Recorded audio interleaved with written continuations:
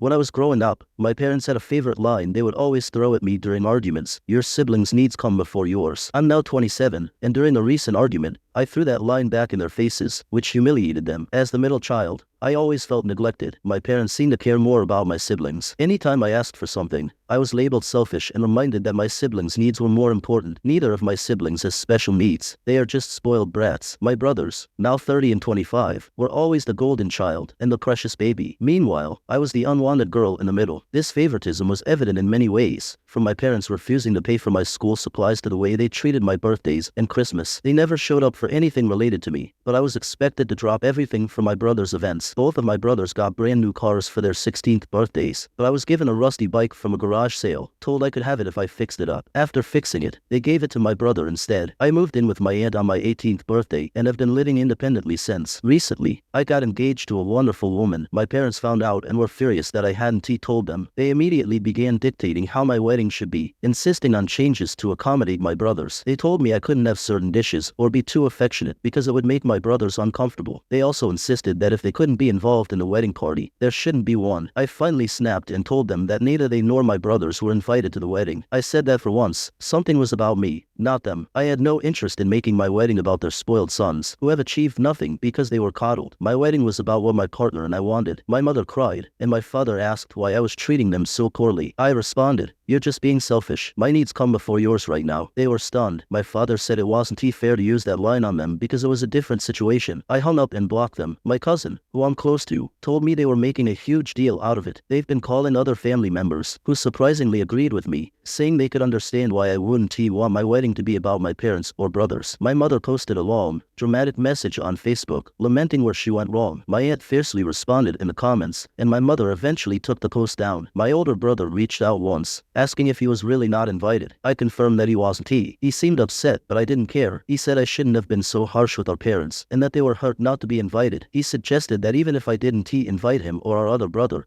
I should at least invite our parents. I refused and hung up. My parents and brothers don't know when or where we are getting married. I never intended to invite them, and now, the looping seems like a good option. My grandmother reached out once, saying she somewhat understood my reasons, but felt it was harsh to throw that line back at my parents. I thought I'd seek some third-party opinions here, but I don't think I was wrong.